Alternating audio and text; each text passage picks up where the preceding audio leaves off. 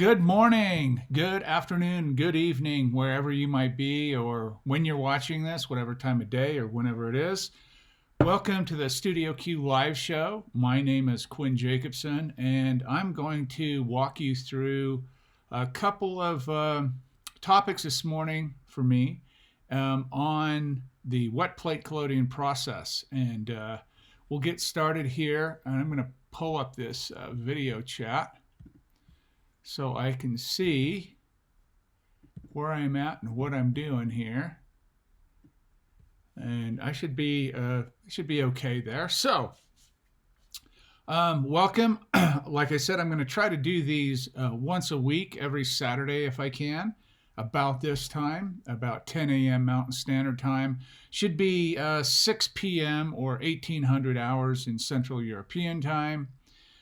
Noon on the East Coast of the United States, and 9 o'clock on the West Coast of the United States. So, good morning, Samuel. Good to see you. Like I said, we've got a couple of topics to discuss today, and I think you guys will find them interesting. I'm going to try to break it down into consumable, understandable phraseology using terminology and verbiage. Good morning, Pat. How are you? Good to see you. Hey, Sean. Great. I thank you guys for coming in. I really appreciate that. Peter O'Donnell. Hello, hello. Peter O'Donnell. I didn't say O'Donnell. I said O'Donnell. And Jack. Good to see you, Jack, from Indiana. Excellent. Thank you guys for picking up those books. I hope they're all arriving fine and you'll enjoy them. And Dylan, yes, absolutely, Dylan. Thanks for joining. I appreciate that as well, too. I'm happy to do them. I'm happy to try to come in and give you guys a little bit of insight. You know, I've been at this game for a very, very long time. Mr. Adam Ramsey, hello. Peter Thel, hello. Good evening, Peter, from Sweden. Awesome. Good evening, yes. People watch these from everywhere, and you might be watching this after it happened, but for you folks that are live, I love to have the interaction and get a little feedback. And if I'm not making sense or I need to drill down on something, it's great to have that live feedback, if you will, or questions and say, hey, can you expand? I don't understand this, or what do you mean by that? I like that. That's a good thing to do because, you know, I'm in my bubble. Everybody's in their bubble. You can't get in other people's heads, so it's great to have feedback, and I appreciate that. So thank you everybody for joining. Yes, very fast shipping. I try to do that, Jack. I try to get those things out and get them signed and put it out to you, and I appreciate that support. And speaking of which, if you haven't seen this is my new book, Chemical Pictures. I don't know how do I. There we go. There's the back, a little portrait of the genie. My wife shot of me out there in the field working on Ghost Dance. The front of it, 13 chapters, and this is the limited edition 2019. I still have a few of these left. In fact, I just got one of the last shipments in the last week. Marianne, good to see you. Hello from Denmark, and Benoit, Halifax, awesome. Hello, hello, hello. Hey, Mike from Chicago, good to see you in here too. Thank you, Pat, for the kind words. Thank you for the kind words. I really appreciate the support. And if you haven't looked at this or seen what this is all about, go to the front of my website. You can just click on the cover of that, and it'll take you and it'll describe what this book is, all the benefits of it. It's my last one. It's my fourth one. It's the final one I'm going to do.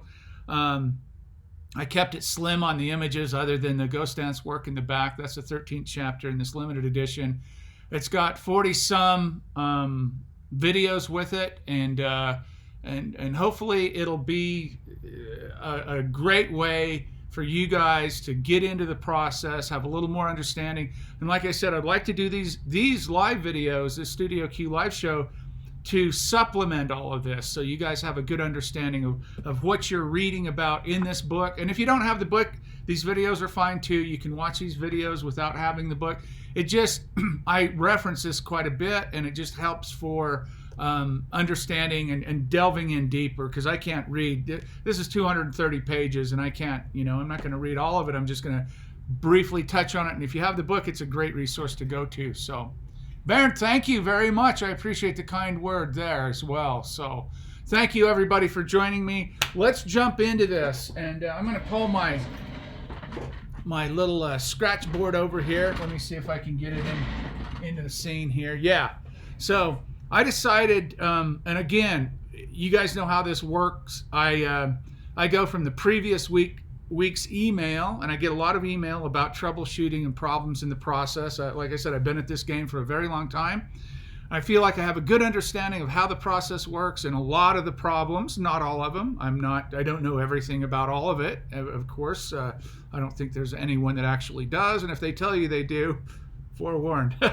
But I do have a good understanding of how the chemistry works and a lot of the common problems that you face getting started in the process, or even if you've been working in the process and some of the more quote advanced problems that you might run into. So I thought from the last week, and then I've received a couple of emails about silver bath problems.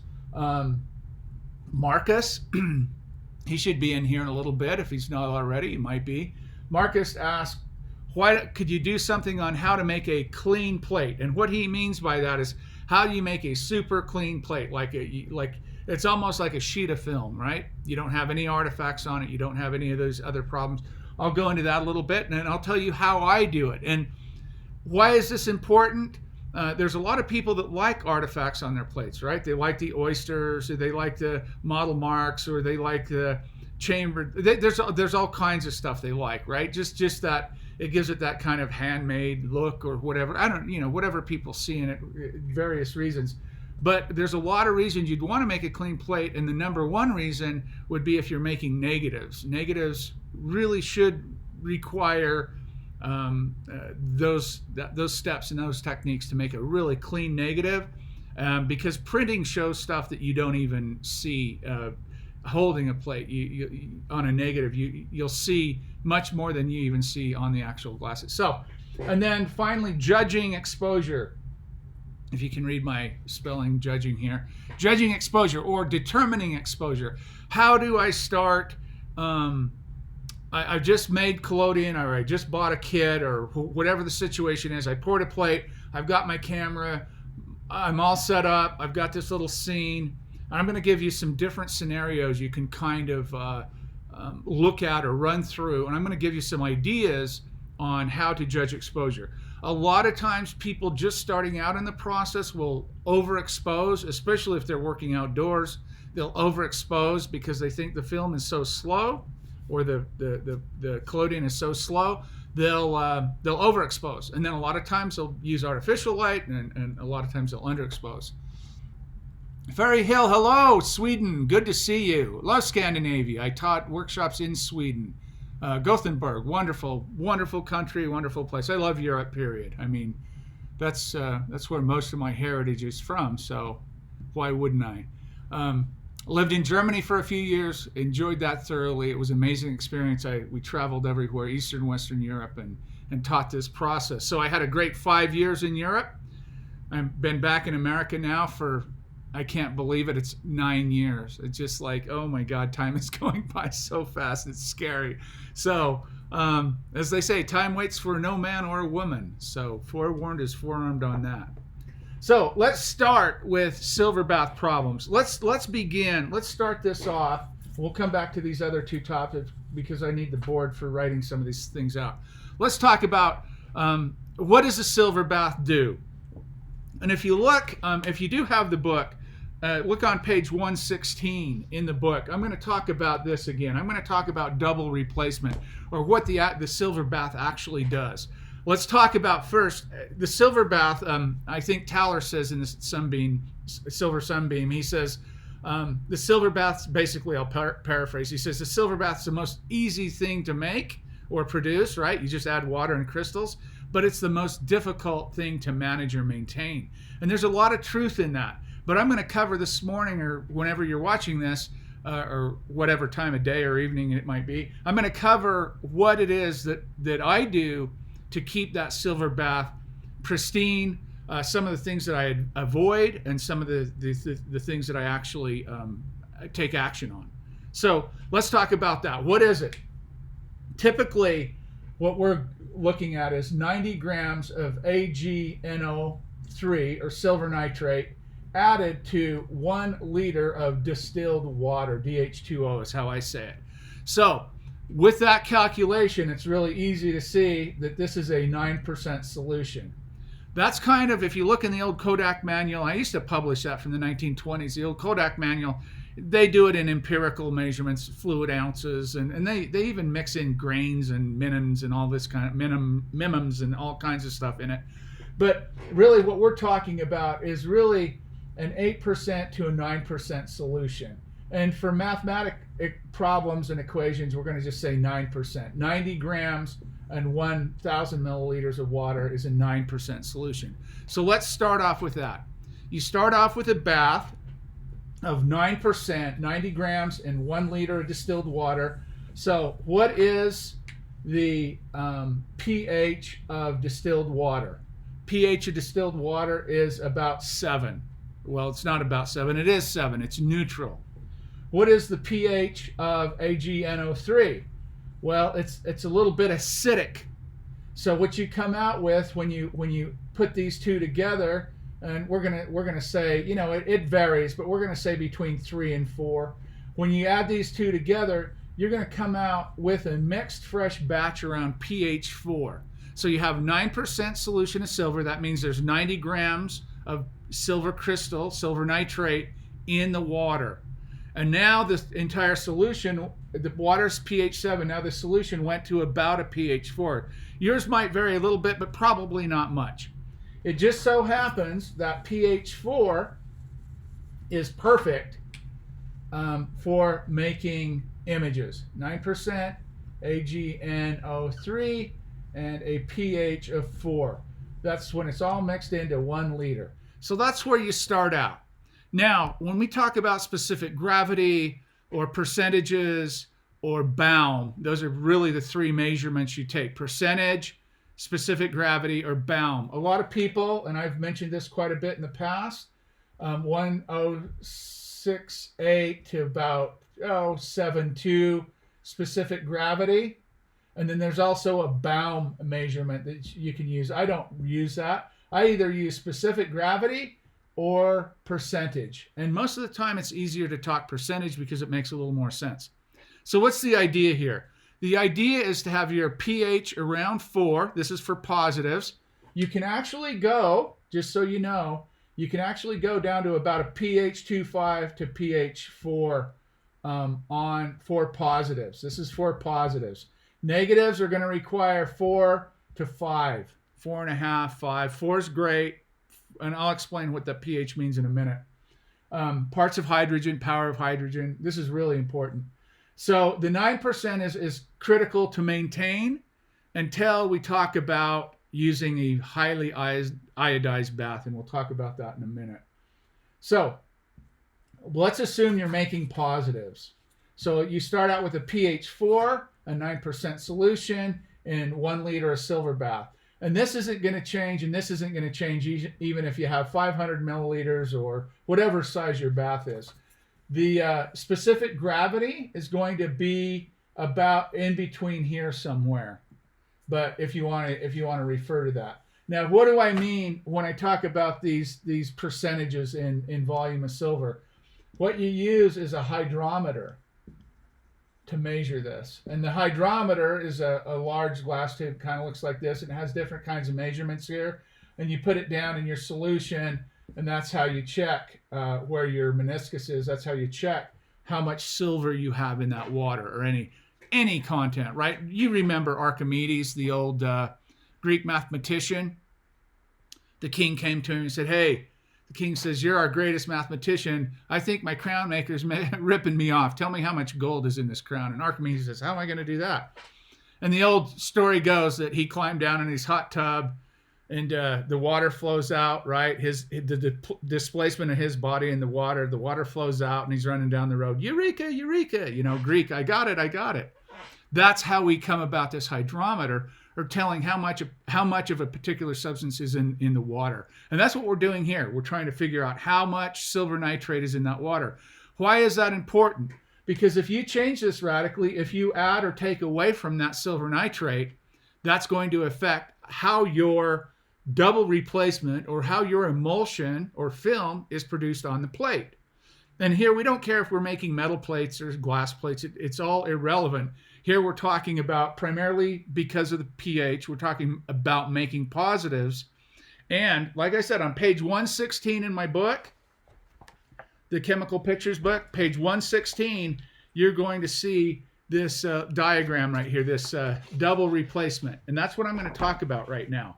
So you have your 9% solution. You checked it with your hydrometer in 1 liter in this case, pH 4. So we set off with our silver bath just perfect. So now what we do is we flow our plate with collodion. And in that collodion, we have at least one salt. We have to have an iodide, right? And most likely we have a bromide too. So in this case, in my case, we have NH4I and CdBr. This is ammonium iodide, and this is cadmium bromide. And last week I described what these two salts are for and how they interact in that, right? So these two salts are suspended in what? The solvents. And that's what I say. These are the salts and these are the solvents. And the solvents are alcohol and ether. And I described last week what these two, the function of these two. So that's what you have in your nitrocellulose, right? Or your collodion. And we talked about last week what kind of collodion you need. 4% for positives, 5% at minimum if you're going to make pot paper. Remember, I talked about that doesn't work. Not enough cotton in the 4% or less to do paper, but you can make plates with this. So this is what's suspended in your collodion photographic mixture that you pour on the plate. Now these dissipate or go away. This stays, and these are embedded or connected to the cotton. So now you have these salts connected to this cotton on this plate, right? So what do we do next? We take that plate and we either use a tray, a good clean tray, or a silver bath tank. In this case, I use a silver bath tank, and that's what I'll show you here. And you have your solution here. And on a dipper, you put that plate down into the silver bath solution. And these are tilted just a little bit. So you get this, when you push it down, you get this turbidity that goes like this and goes up on the plate, and it kind of it lays that on there nicely. Or you can use a tray and put it in the tray and rock the tray. And this is all done under red light, right? We don't use white light because now what we're doing is we're going to transfer this, and that's what I'm going to talk about, this double replacement. So that's where we're at to this point. So what happens in that silver bath? What happens is you have this process. Some people call it metathesis, double decomposition. I call it double replacement. That seems to be the newest term. I'm going to get a little drink of Wasser mit Gas. It's not beer, it's water. So this double replacement, you pour the plate, you skin it over, the collodion, salt, solvents. You put it in your bath, in your tray bath, whatever you're using, and now you start the timer or you do it visually. Those plates are going to remain in that silver bath for about 2 to 3 minutes. It just depends, or 2 to 5 minutes if you're making negatives, right? Just depends on your conditions and everything. What happens though? What happens is those salts interact with the AgNO3, and let's write that out here. So AgNO3, silver nitrate, talks first, or talks to, we'll use NH4I first, NH4I, and says, ammonium iodide, and says, hey, ammonium iodide, let's exchange an ion. And the ammonium iodide says, hey, great, let's do that. So after that process takes place, you end up with this, a silver iodide. Silver iodide is a light-sensitive halogen. Same thing over here, AgNO3, 3, talks to the CdBr in this case. It could be anything, cadmium bromide.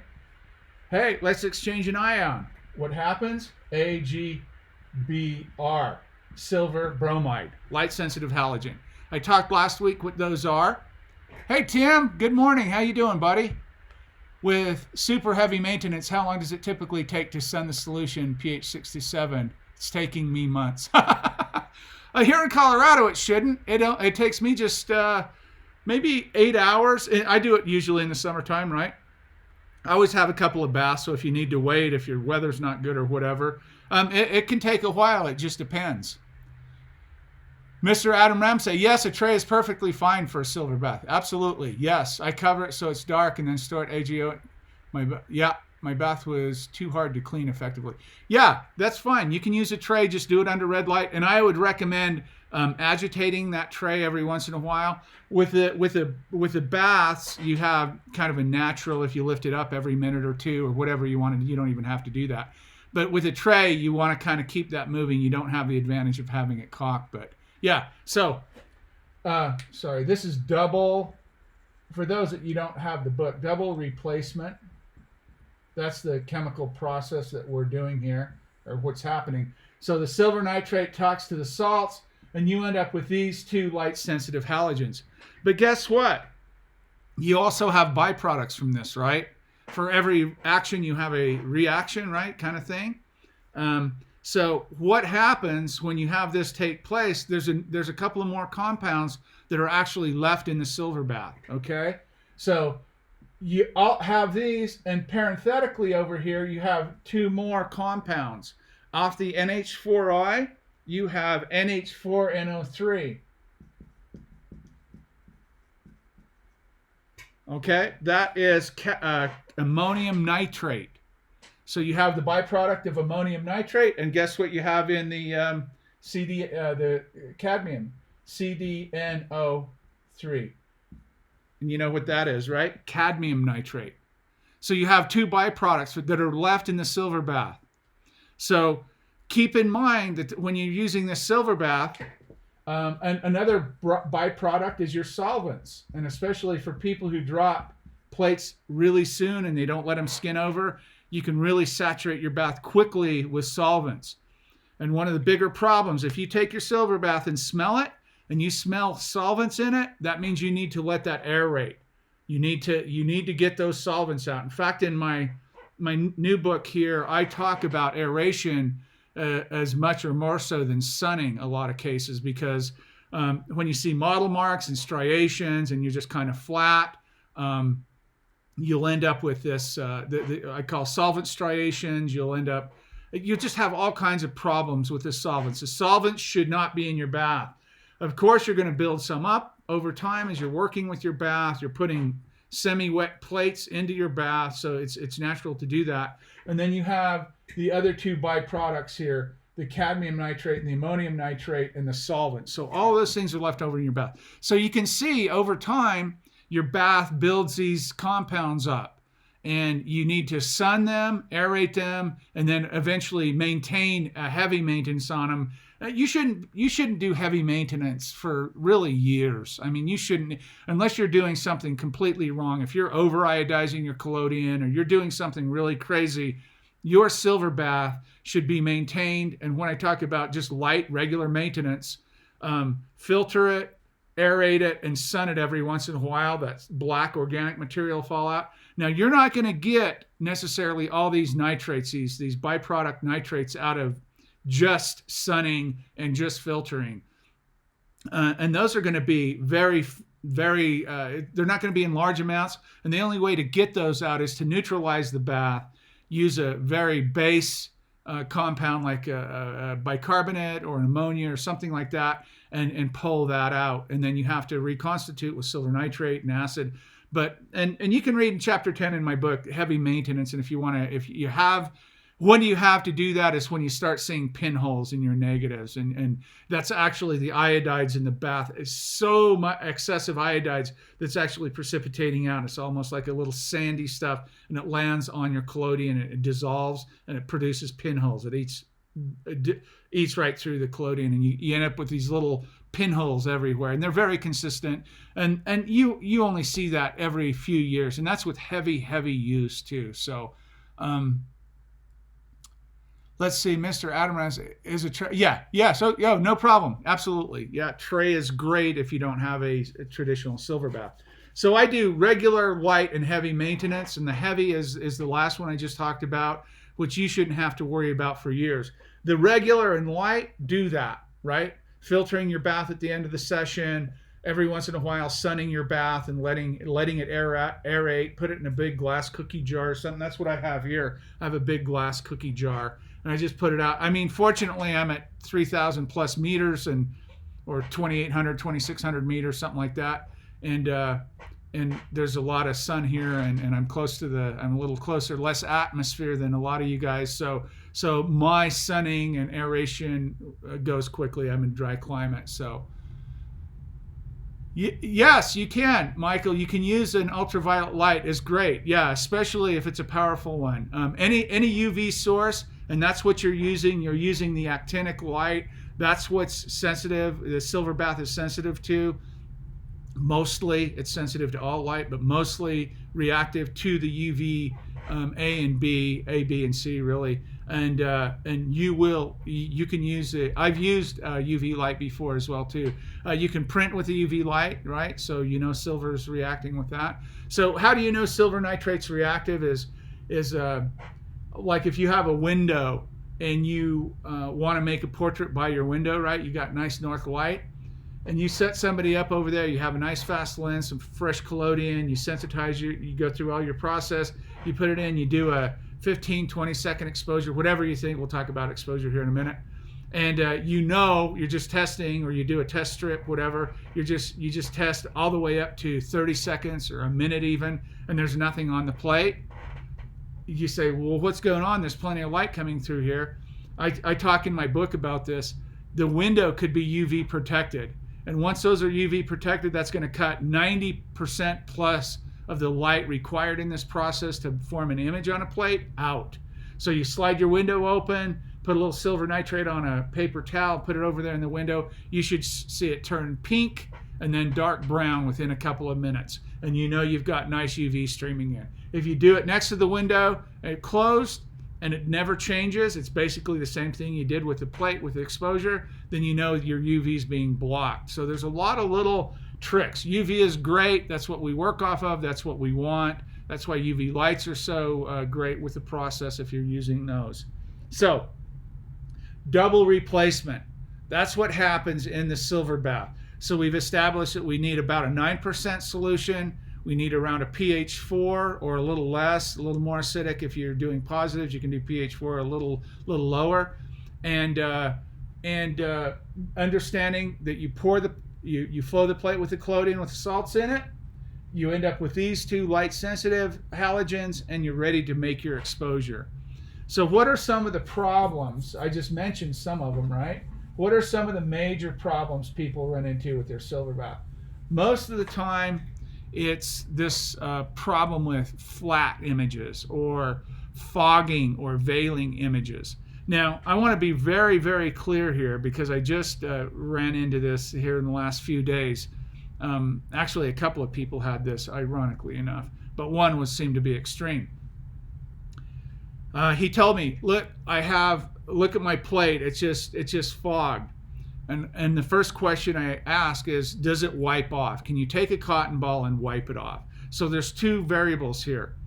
If you have a fogged plate, and this verbiage is kind of weird because when we talk about a fogged, and I'm going to put this in quotes, a fogged plate, what we're talking about, when you tell me you have a fogged plate, what you're telling me that it does not wipe off. It does not wipe off. That's a fogged plate.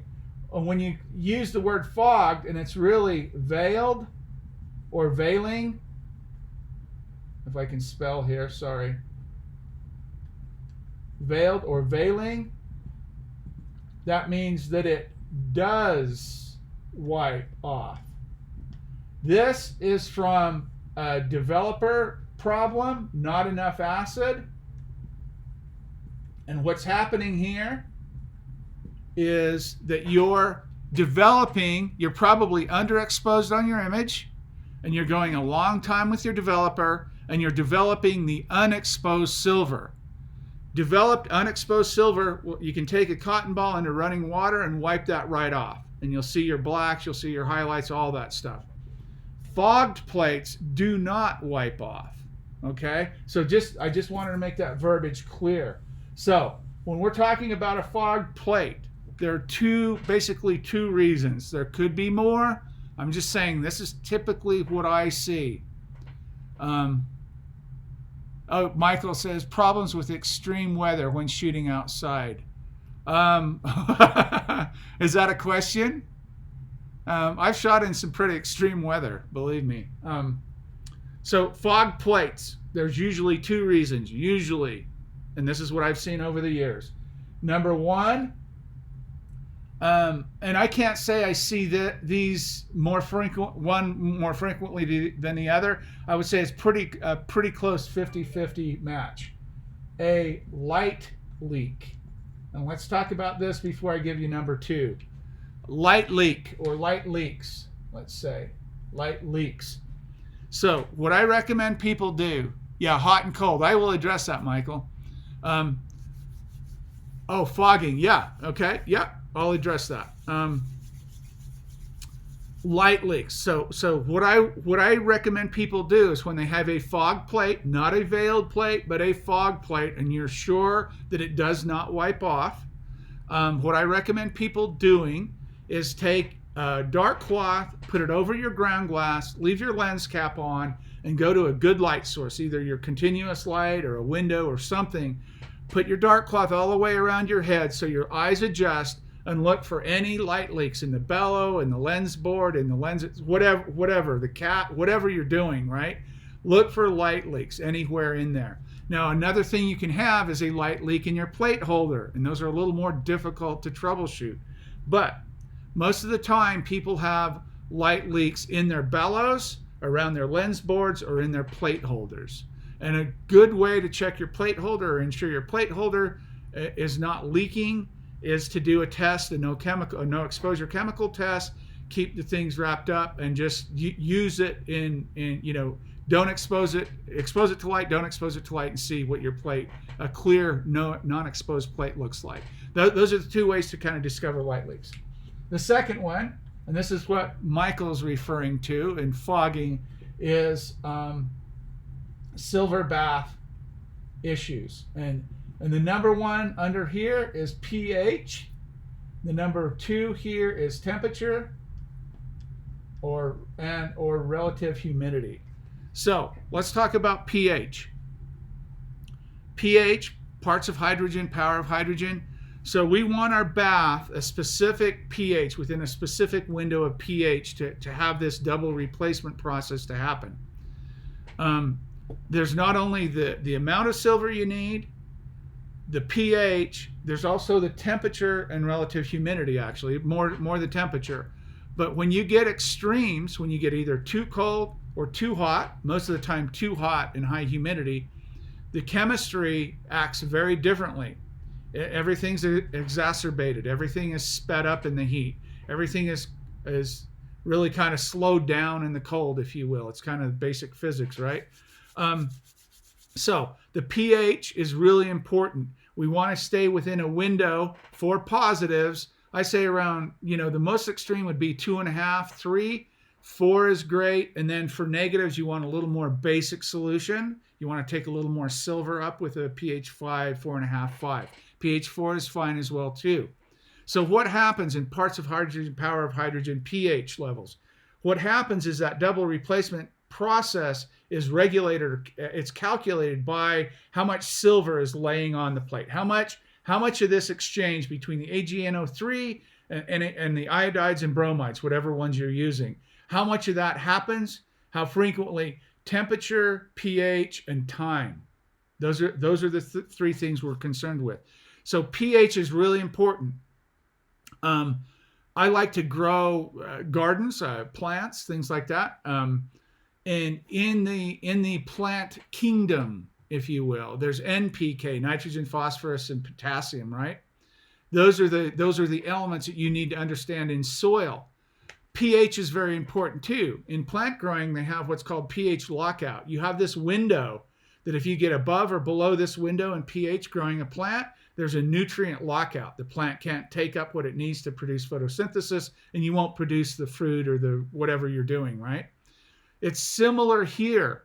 You need to be in this window, this correct window. When you get outside of that window, you're going to start showing problems, and mainly fogging. Fogging is a huge one for silverbath with a fog plate. Again, I see that as much and as frequent as I do light leaks. So what do when it's really important. I don't know how many people I've talked to over the years that say, oh, pH, I've never even checked. I don't even know what that is. And yet they're having these kinds of problems, right? So it's like, I always use the analogy, it's kind of like driving your car and saying, oil, I've never checked my oil. I just see the little red light on. What? So it's important. You need to check both your content of your silver bath, how much silver you have in it, and your pH.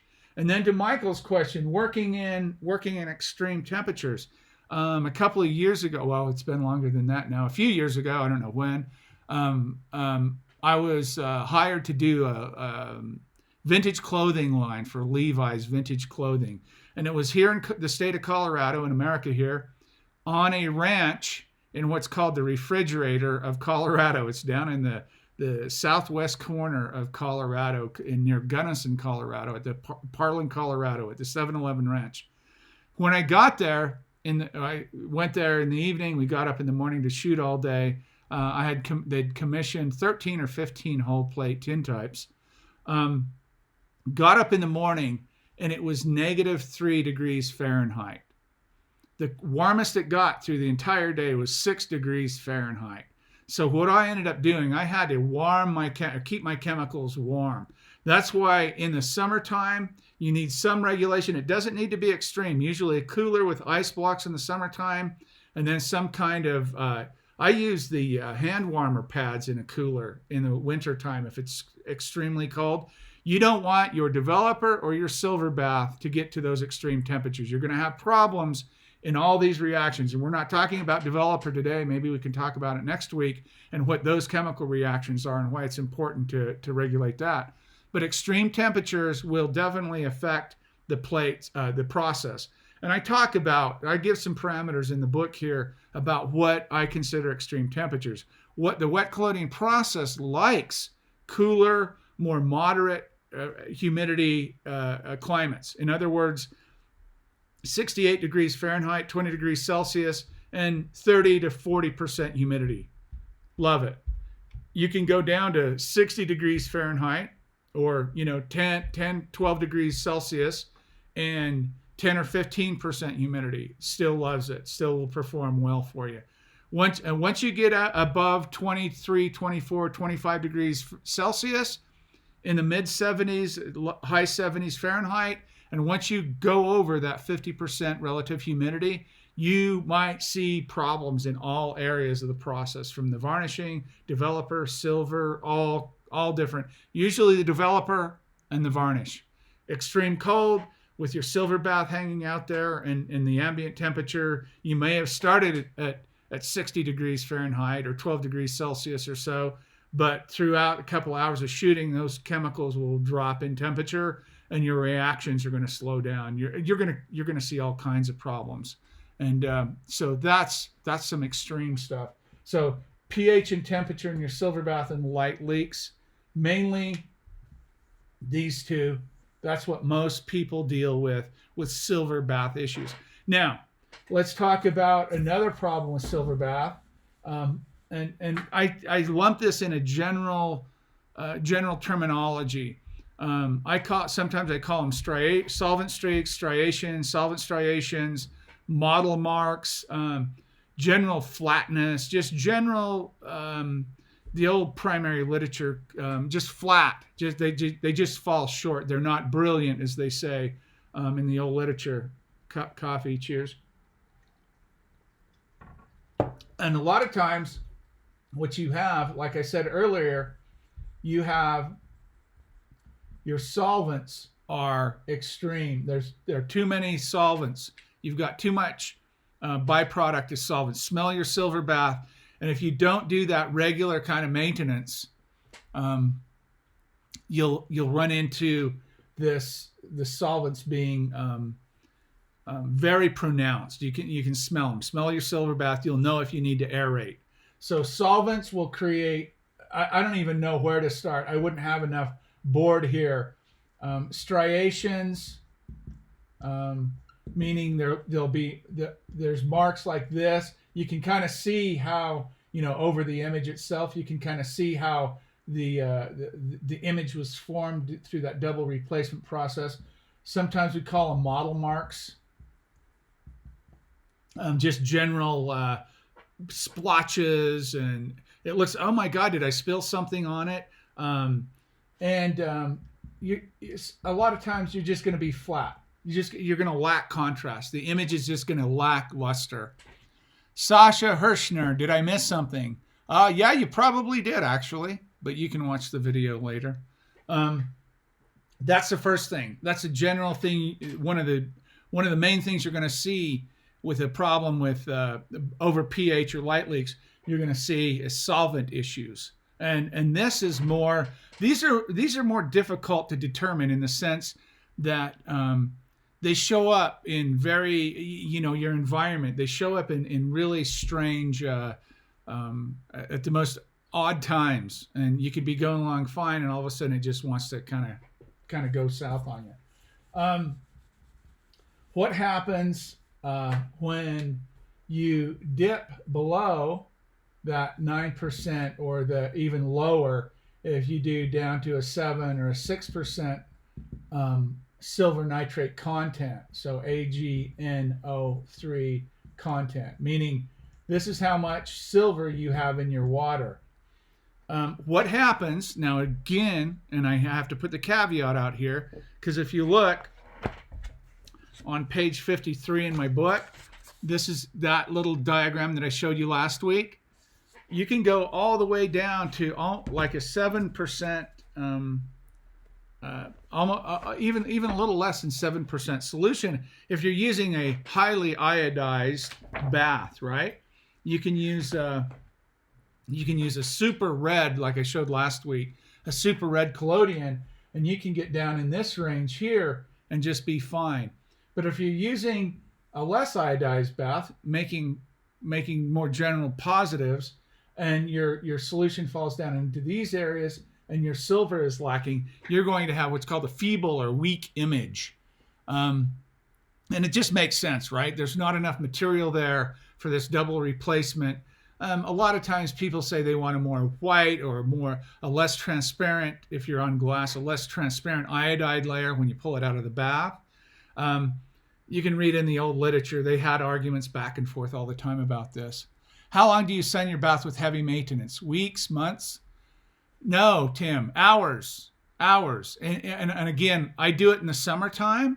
So I always have I have 4 silver baths. And so I always have 2 working baths. And if I need to wait for a good sunny day or a hot day, I can maintain those other baths, right? So I do maintenance in the summertime generally. Regular maintenance, you can just use, you get a sunny day, just a few hours is all it takes. And more importantly, it's the aeration. You need as much aeration as you do the sun. So you're not only trying to pull the organic material out of the silver bath, you're also trying to aerate those solvents out of the silver bath. So it shouldn't be weeks or months, no. Maybe under a UV light, you might be talking a couple of days. It just depends on the strength of the UV light, but no. Not weeks or months. I mean, you could if you wanted. I don't know exactly what you're saying there. Are you saying that you're sunning your bath and it keeps producing precipitates, or what are you talking about? I just came online. Hello from Germany. Hello, Sasha. Welcome. Thanks for dropping in. That's great. So this is an obvious one. Does the collodion mix percentage drop the older it gets? I have collodion that's 5 months old. Does the collodion mix percent drop the older it gets? Okay, Michael, you're going to have to expound on that just a little bit. Are you talking about collodion getting weaker? It doesn't get weaker. What it does is it becomes more iodized, and to a highly iodized collodion, and that will slow the ISO down, right? More tonal range, better for negatives, but it will be a slower speed. But it doesn't, the percentage doesn't drop. No, it never changes. I mean, the iodide percentage goes up. It becomes more iodized. Tim says, I'm talking about super heavy maintenance, pH of 6 to 7. Yeah, so what you want to do with heavy maintenance is you want to add distilled water. You'll see that go yellow and pull all the excess iodides out of there. Sometimes you can get away with just doing that. And then sometimes you have to add a base to it. You have to add bicarbonate, like baking soda or ammonia or something. And then you sun it. And then you sun it until the precipitates fall out, and they'll be black. If you have a good strong UV light, it'll precipitate out. Then you filter it. You check, you bring the silver content back up, and most likely you're going to have to drop the pH, so you're going to add nitric acid back to it. That's in a nutshell heavy maintenance. Now, again, I'm going to warn people, and you can do this. It's in the Kodak literature. It's in the old literature. They call it boiling the silver bath.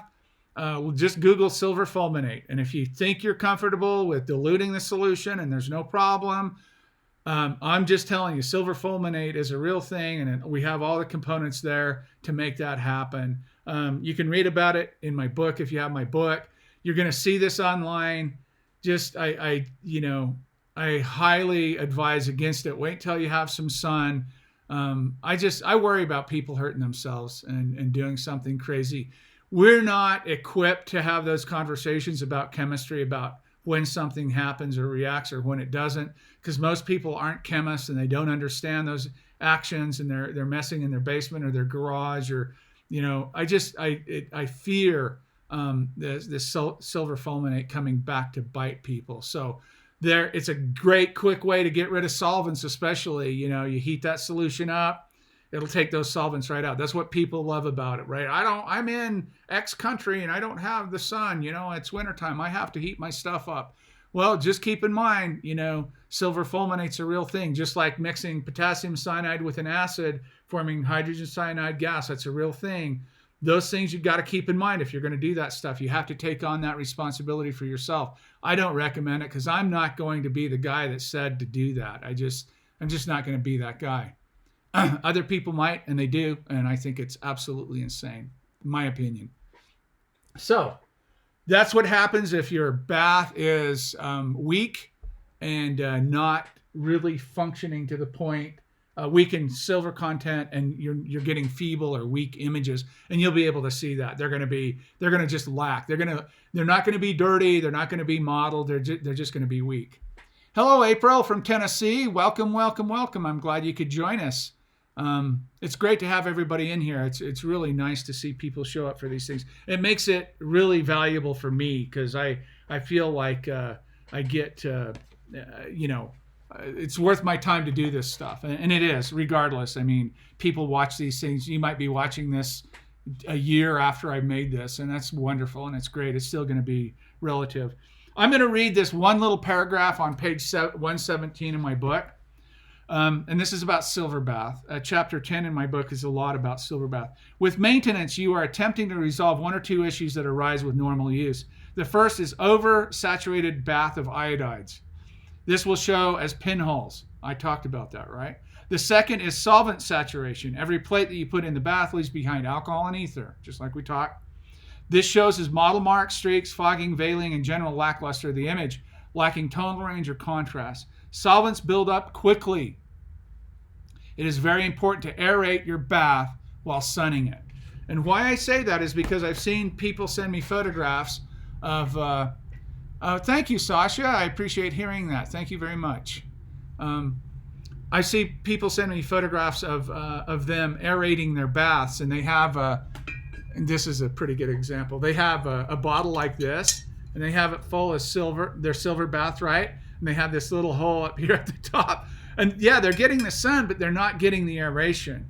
It's really important to make sure Boy, that ether just jumped right out of there. It's ether and alcohol. I can smell it really strong.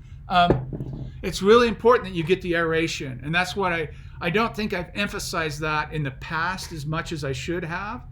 And you know, you're going to have, like I say right there in that paragraph, you're going to have a solvent buildup a lot quicker than you're going to have an iodide problem or any other problems. And that's what a lot of times you're going to run into is the solvent issues and all those problems surrounding the silver bath with the solvents. So those are some of the basics. I can't go into all of them. There's a whole boatload of them here in chapter 10. Maybe I can cover them over the weeks, but I want to move on to, and it's a good segue, I want to move on to making, you like my handwriting? Making clean plates.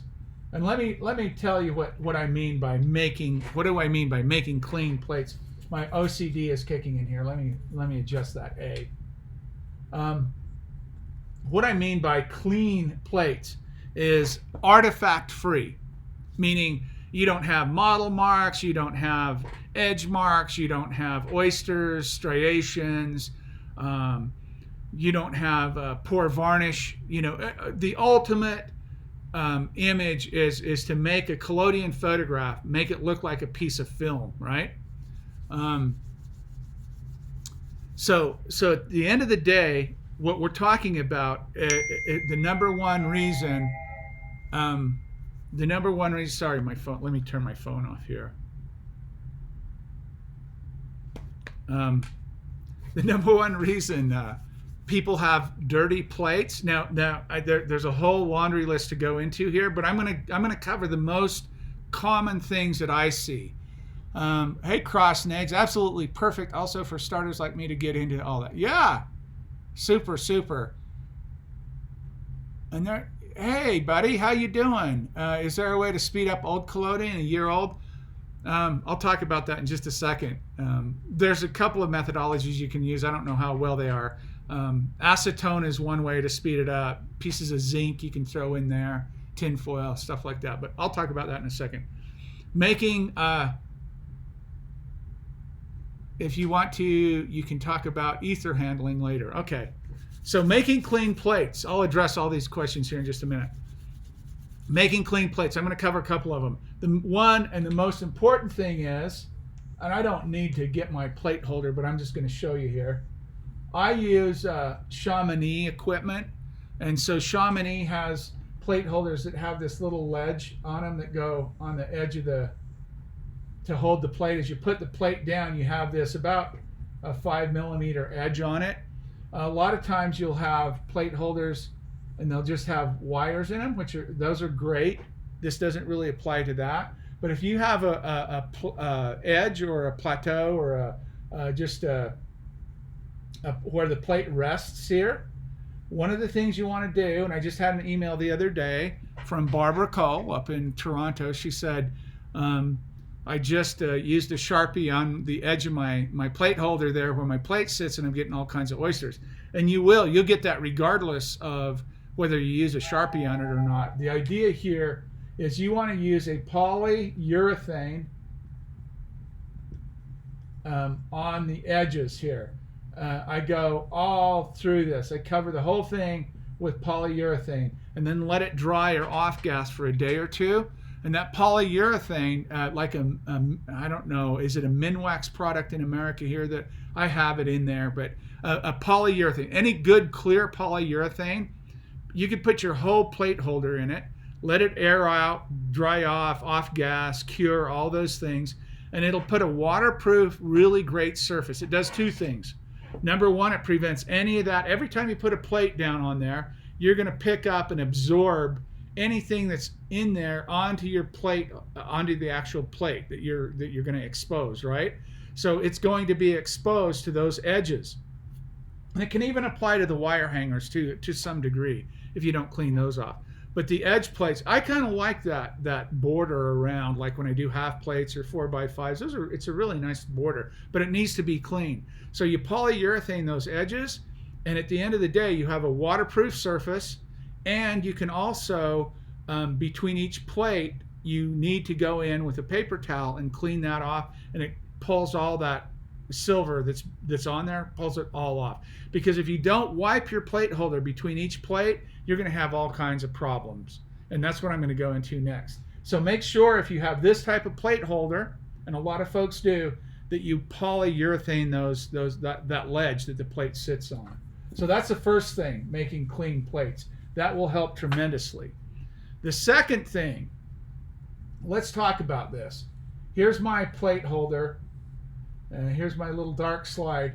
And if we were to cut away and look inside here, what I have is I have my plate sitting in there in my plate holder again. And even if I have my edges polyurethaned, right? Let's do that again. I'll draw this out again. Let's say these are all sealed up. So there's my plate holder. This is where the dark slide pulls up from, right? So my scene, this is going to be the top, and this is going to be the bottom of the plate, right? And it's upside down and backwards, laterally reversed. So what happens when I load the plate and pull the plate holder out, all the silver starts running down here. Like gravity. We know gravity, right? We all believe in gravity.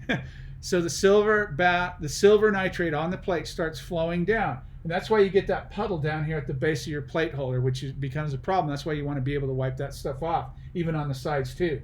But that's why you see on the top of people's plates, you see all these streaks and all these oysters and everything, because that's the bottom side, gravity side of their plate in their holder. So it's really important that you either keep your plate, if you want super clean plates, and I've done this a lot, and I've tested this, it works really well. You load your plate, slide it up, and keep it flat, right? So you don't, and you only tilt it when you go up on your camera to load it. Expose it, put it back, and then pull it off. That'll minimize, unless your exposures are several minutes long, that's going to minimize gravity pulling that silver down to the bottom here, but the top in your actual image. That's why you always see these oysters and model marks, everything coming from the tops of the plate. This stuff down here in these corners are either from handling or something else. But remember, your plates this way, this is your top and this is your bottom. So when you have your actual image out, that's your top, and all that stuff will be streaking down because it's coming down in your plate holder. So that's one thing. That's the second thing. Let's address a couple of these questions coming in. Polyurethane. So let's go back up to the top here. Is there a way to speed up old Collodion? Mr. Rodriguez, how you doing, brother? Here's the thing. It's kind of I always say it's kind of stepping over $1 to pick up a dime to do this, but you can, if you want to kind of reverse that. A little bit of acetone, that's why sometimes denatured alcohol, depending on what the inhibitor is. Or you can read about zinc, tinfoil, putting some tinfoil in an old bottle and let it, a red collodion. I advise just to either use it for negatives or use it to ripen or speed up a new batch of collodion, or just leave it be. Because once you start adding those kinds of compounds in collodion, usually the result isn't that great, but sometimes you can do it. So there are ways, but it's not really recommended. If you want, you can talk about ether handling later. Ether handling, I'll talk about it right now. Ether needs to be stored in a dark, cool place, and it only should be opened or used around a well-ventilated area, and there should be no ignition sources. No hot water heaters, no furnaces, no fireplaces, nothing like that, just to be safe. Remember, the number one cause of death in the 19th century? Explosions. So ether is heavier than oxygen. It comes out, goes down, and if you have an ignition source out there, it's not going to happen necessarily, but just to be safe. Handling in a dark, cool place. And to be honest with you, here's a bottle. Let me show you this. This is in my dark, cool place. This is a bottle of anhydrous ether, diethyl ether, 5 liters. And it should be in a dark bottle, and this is cool. This is, I'm guessing this is 65 degrees, maybe 16, 17 degrees Celsius. And it's stored in a nice dark place. So you only want to open that, like I said, in well ventilated, no ignition source places. Bernd, polyurethane. Let me see if I can spell it. Urethane. I think that's how you spell it. Polyurethane. Polyurethane, auf Deutsch, I don't know what it is. I don't know what the word is in German.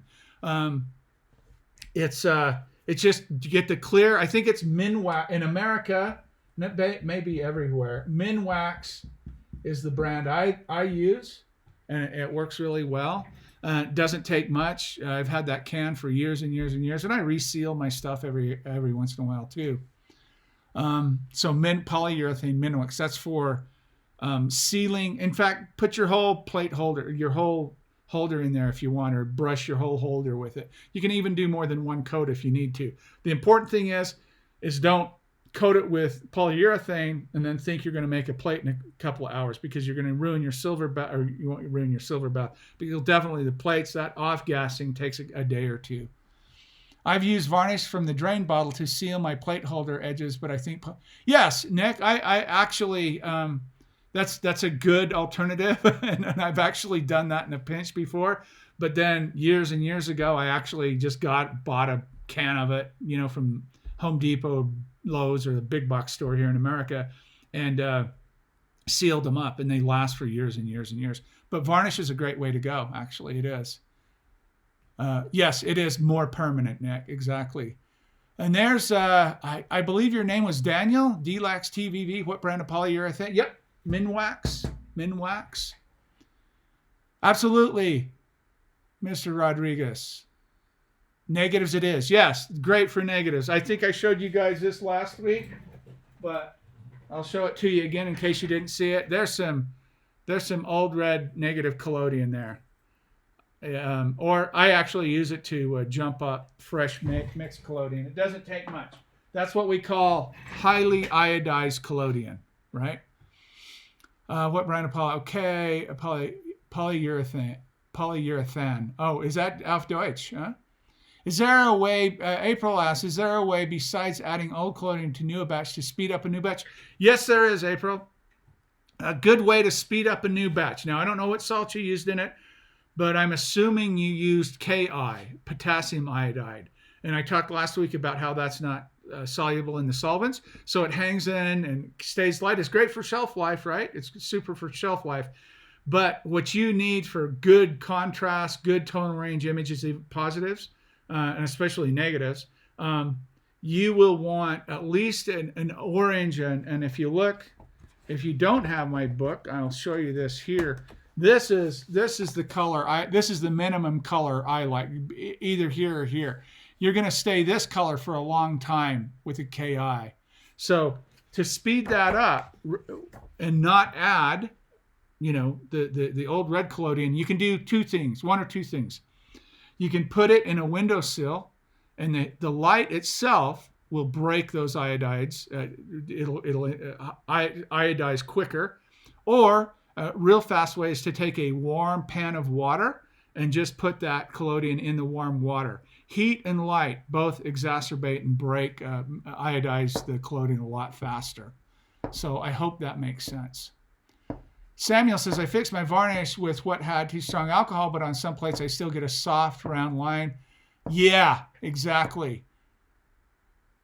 Yeah, you mean you're talking about the collodion softens up, right? It's still active on that collodion. That nitrocellulose is still a little weak for the concentration of varnish.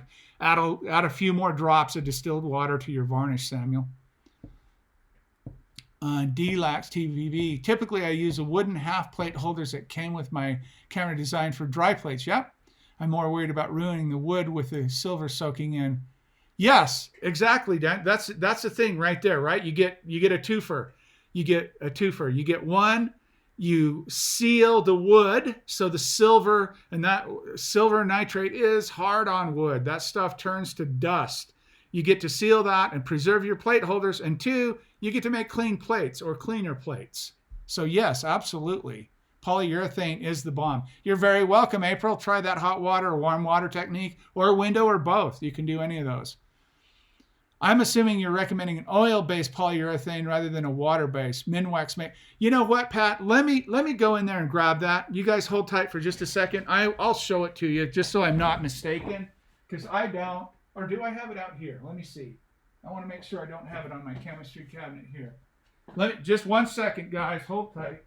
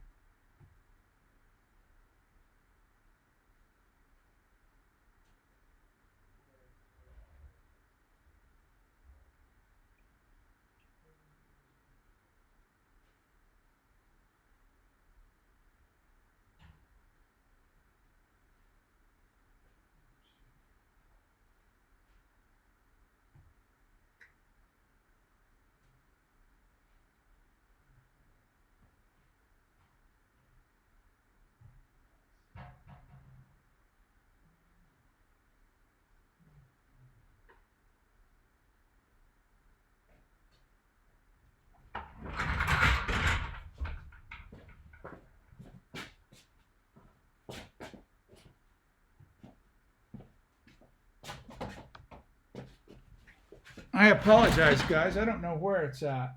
I haven't used it for a while. I believe it is the oil base, though. That would only make sense to me as well, too. I've started packing up a little bit here, just slightly, so some of my things that I won't use are kind of packed up. But sorry about that. I'll look and see. Yeah, I would go with the oil base and make sure, just let it off gas and dry. Make sure it's cured, not only dried but cured. You're welcome, Samuel. Elevator music. There you go. I should do. Yeah, exactly. While I'm gone. That's good. I like it. Beware of flies. I have no idea why, but flies are highly attracted to my silver bath. Interesting. Well, they won't last long in your silver bath if they are interested, Sasha. So a photographer walks into a bar. There you go. That's good. I like that. You could put a cheesecloth over the container. That's true. Yeah. If you're sunning. You know what? You're right about, I know what you're saying. If you're sunning your silver, I attract, you're going to filter it anyway, so it doesn't really matter. But yeah, you probably don't want a bunch of insects in your stuff. You guys are great. You guys are funny. That's good. So polyurethane, Minwax, check them out. I think the water base, I feel like, I'll find that. I'll show it to you next time. Okay, great question, Tim. Tim Fry. Mr. Fry is asking, clean plates are not only for developer and technique and cleaning sealing your plate holder and holding your plate holder right and all that kind of stuff and avoiding that gravity fall. It's also about varnishing, right? You can have a perfectly beautiful plate and then you go to varnish it and you have all these pits and streaks and marks and all kinds of stuff. So Tim asks in the varnishing section, here's what I do. Varnishing. Here's what I do. I like to think about this. And if this doesn't make sense to you right now, eventually it will. You have, I don't care how good you are with this process, there's a slight chance, even if the plate looks wonderful, there's a slight chance you have a tiny, tiny, tiny bit of unexposed silver developed on your plate. Now let me explain what I mean by that. What I mean by unexposed silver developed on your plate, I mean that when you get heavy veiling, you underexpose an image, you pour your developer on there and you're watching it and it takes a long, long time. You start to see it coming in, so you wait a little longer. You want more of it, you want more of it. Well, not only are you developing the where the photons, the light energy hit, you're also developing the silver on, the plate is covered entirely with silver, right? You're developing the silver on top of the plate. So even in a properly exposed image. Even a second, we're so imperfect, right? I'm the first guy to say I'm the most imperfect person there is, basically. So we all make these mistakes. Even on a properly exposed image, your 3 to 4 seconds highlight, your 7 to 9 second midtone, and your 12-second shadows start to form, and you start arresting development around 15 seconds. You can still have a tiny bit of unexposed silver on that plate, and you won't even really see it. But take that plate, like Tim says, and just wipe your finger down the edge of it and see if you have any like dust.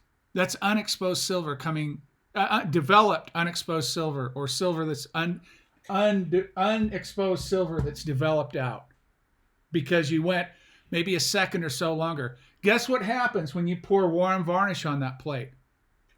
If you don't wipe that plate off, I'll use just a soft cotton, or even the t-shirt on my belly. I'll wipe that off and I'll see a little mark. And you're going to take and clean that entire plate off before you varnish it. If you don't, those are going to show up as little tiny pit holes. It doesn't take much to form a little tiny pit on a plate. Your varnish is going to show that like crazy. You're going to say, oh, it was clean. I filtered my varnish a million times, et cetera, et cetera. It's a lot of times it's your unexposed silver, and especially the edges, right? And that's what Tim's talking about. And even the entire plate sometimes. So a lot of times I'll just wipe the entire plate off. If I have some good void areas that I can see a lot, the black or the clear if it's on glass, black if it's on aluminum or black glass, and I know that's perfectly clear, I won't do that because again, you kind of risk scratching the silver and all that. But if I can see there's a tiny bit on the edge, I'll definitely clean the edges off because all that stuff will move into the center, right? You're just going to move all that stuff around the plate and you're never going to drain that all the way off. That's another reason you want to have your drain bottle on your varnish. And so that's a big part of a clean plate. Great question, Tim, or comment actually. And I don't use a cotton ball. They can have loose fibers. I use a piece of clean cotton or your t-shirt or anything. And sometimes just your finger, if you can just slightly take it around, a clean finger will do that as well. There's a lot of ways to do that. So varnishing is like I said earlier, part of a clean plate is like, wow, it's, you get this clean, all your stuff's right, your plate holder's clean, your developer's right, your exposure's right, everything's right. And then you get to your varnishing and you blow it because, your super clean plate is not so clean. Yeah, okay, Samuel says, if I wipe the plate, I always get scratches even if I do it super soft. You're probably using the wrong material. You need to use a very, I use, what I use to wax my paper prints with, what I used to use beeswax on it, it's a white cotton. In fact, I think it's a German cotton, to be honest with you. But a good t-shirt, and uniformity. You need something flat. You can't have ridges, and you can't just use your fingers. I mean, you can, I guess. But here's my point. Even if you do get scratches, unless they're actually scratching the collodion, that could be something in your material scratching it. If you see marks on the highlights of the silver, that's telling you have some unexposed silver that's developed, and you want to wipe that until those are clean. You'll start to burnish. If you can take your finger and burnish the highlights on your silver plate, they'll shine up. You don't necessarily want to do that, but you can if you want to. But if you go over with a smooth cotton and a flat surface and get that unexposed developed silver off of there before you varnish, heat up and varnish, the plate you'll be amazed at how clean your plates are. As if your varnish is clean and your environment's clean. Those are the two caveats, right? So I understand what you're saying. Nothing should happen. He says, if I wipe a plate without the unexposed developed silver, does the image get darker or should nothing happen? Nothing should happen. Nothing should happen. If you have unexposed silver, especially on your highlights, because those are the things that came up first and go through the entire process of the reduction. And next week, we'll talk about the development process and how you reduce that silver with iron, how your restrainer holds that back long enough, and we'll go through that process again. Yes, great, April. I often use cotton gloves to clean the edges before varnishing. Perfect. Good solution. Wonderful. That's great. So those are some making clean. I'm gonna jump into exposure, judging, or we'll just call it exposure. And there's just a few things that I want to cover here, just for people that don't have a lot of experience doing this and you're confused, like you're just starting out and you say, my God, I mean, at least with film, I can look at it's ISO 100. I have this f-stop and this shutter speed, and it's pretty automatic. With this, you're chasing a moving target because your Collodion's ISO, ASA is always changing. Your environment's changing. Your development technique's always changing. So let me cover a couple of things about exposure. First off, let's take that everything is correct chemically and technique-wise. Let's see, your chemistry's in good shape, your technique is good, everything like that. Because if your technique isn't off, if you're not judging your exposure, if you're changing the time you're developing a plate versus changing the exposure, you're going to chase this target endlessly. You'll never get this, right? So 15 set, those standards, good recipes on your chemistry, good techniques, 15-second development, et cetera, et cetera, et cetera. So that's I'm contextualizing what I'm going to say right now. Barrett, good to see you, brother. You have a good day. Good evening. You can catch this later. So, exposure. Let's say that I've just made a fresh batch of collodion, or I just got a fresh batch of collodion. And let's say that collodion looks like, because I can't do color here, this or this color, right? Not the first color, but one of these second colors. That's where you want it. You want to get it down into here at least, right? That orangish color, at least starting there. So let's say you have that. Yes, okay, I'll talk about that. Sean just asked, what do you mean by northern light exposure and why this? Yes, I'll address that in this exposure. So you have a nice orange color collodion. Let's say that collodion ISO, let's be lenient here and say it's about 2. That doesn't really mean anything to us. It really doesn't. But just for reference. So old red collodion can go below 1 just for ISO sake. Well, let's just say ISO or ASA is 2 on that. Let's say your lens is a 5.6, f5.6, right? And let's say you're using sunlight for your exposure value, or your light source. So you have a fairly fresh collodion, you have a fairly fast lens, kind of average lens. This is what most people start with. And you're using the best light source there is, sunlight. And let's talk about this sunlight. And Sean just asked, why is north light important?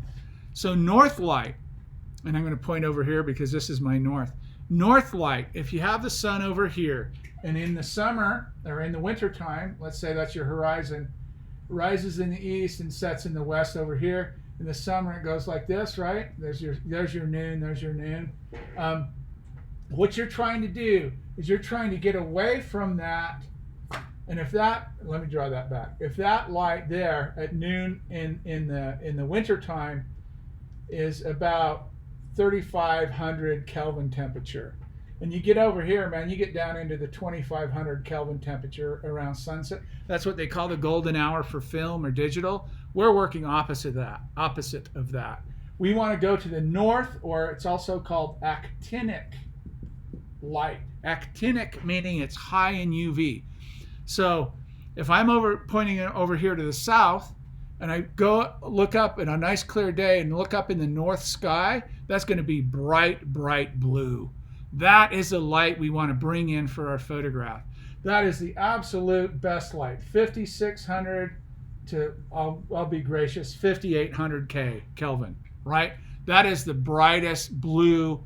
That is the brightest blue, most powerful actinic light you can get. That nice blue light. And that's why that's why they wanted north lit studios, not where the sun is. We think in terms of film or digital, we're way off base with this.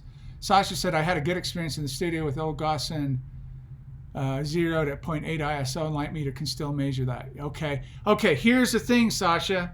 Unfortunately, you cannot control the lighting outside, so an exposure meter, worthless to some degree. You're right. Why is it worthless? Because I bet you dollars to donuts, none of you have a UV meter or a meter that's taking into account the amount of UV light you're measuring. That's the problem, because that's what this process is sensitive to. So you can get a general light reading. You know, most light meters go down to ISO 3. You can extrapolate down from there. If you have brand new Collodion, you might be at 3. You're going to get in the ballpark.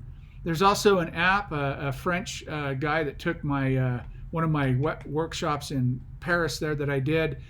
He does this pinhole assist app, and that gets pretty close as well too. You're going to get in the general area. With good exposures, I always stop around 13 seconds of developing. That's not too late. Goes over. Yes, that's good, Samuel.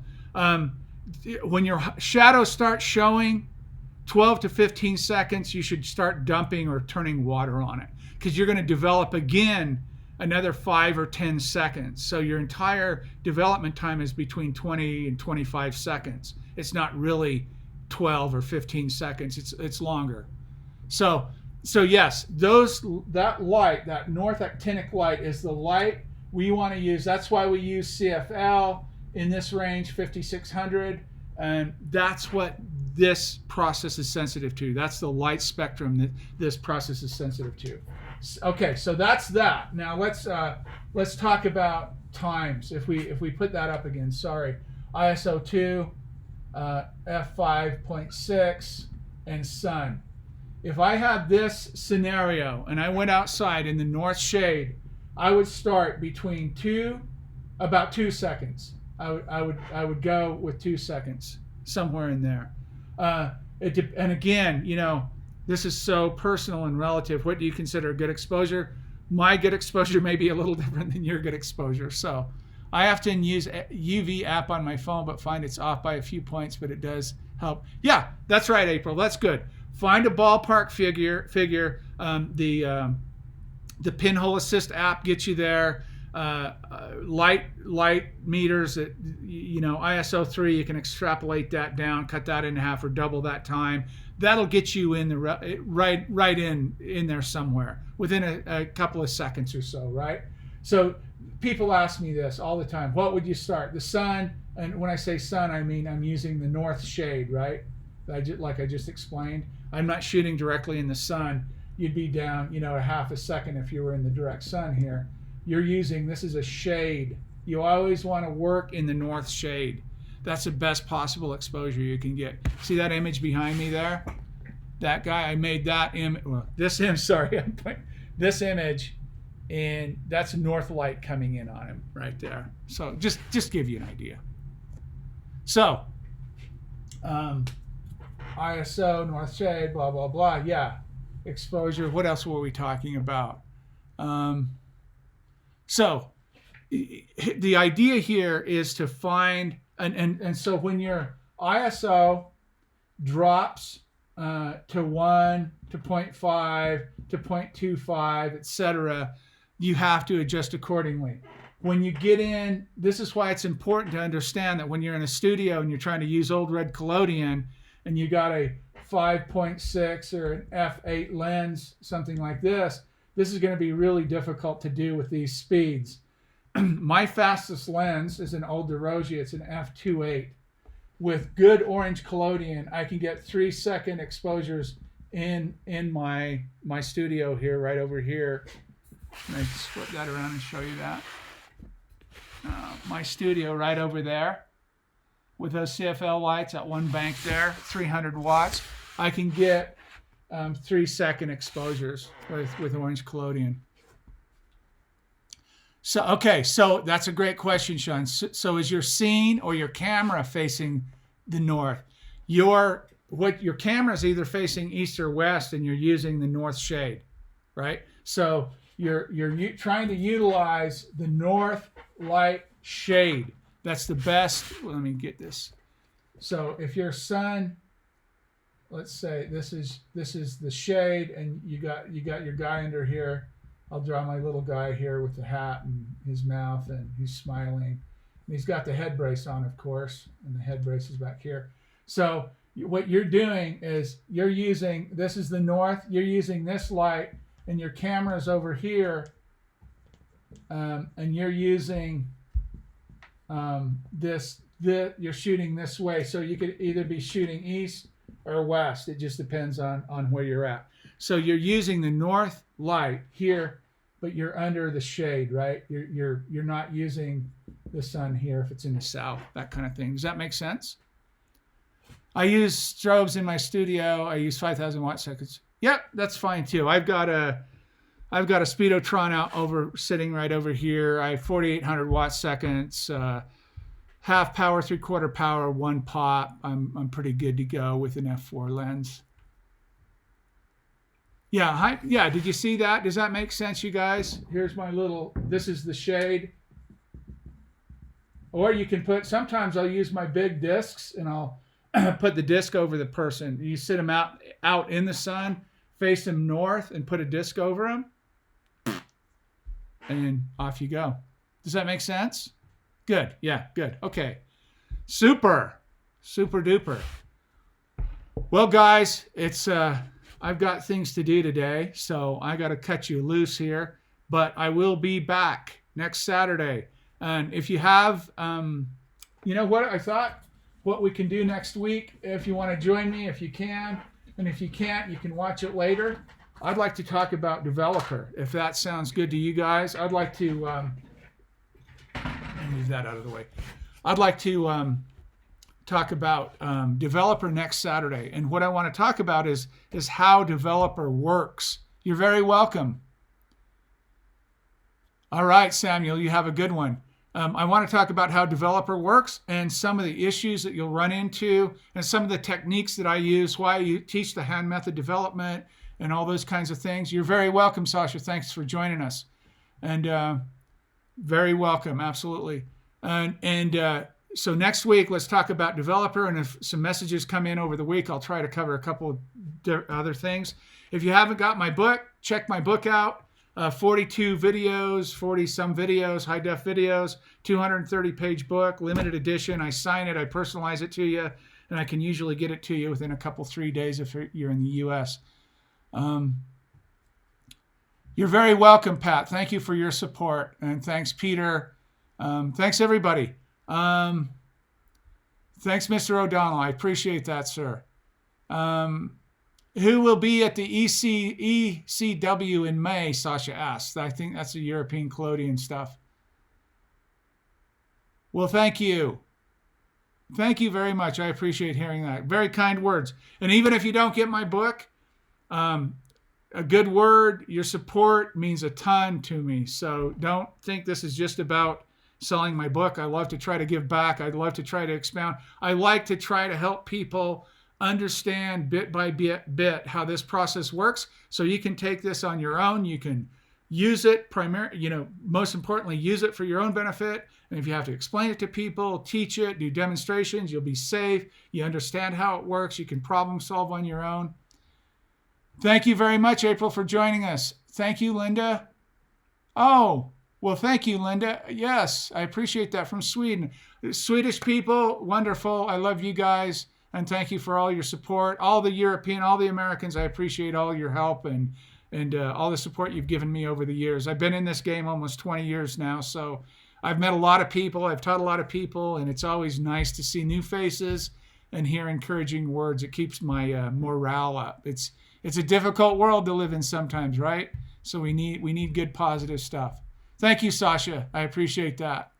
You guys have a great day. I will see you next Saturday. If you have any questions, if you want me to cover something, send me an email, a Facebag message or Facebook message, whatever you have. Thank you, Cotton. I thank you for joining. I appreciate that. I don't know how many people we had in here today. I'd have to look and see, but it was a few. Oh, wow. We have almost 30. We have almost 30 people in here. So that's awesome. Thanks, guys. I'll see you next Saturday. Same time, same bat channel. Ciao.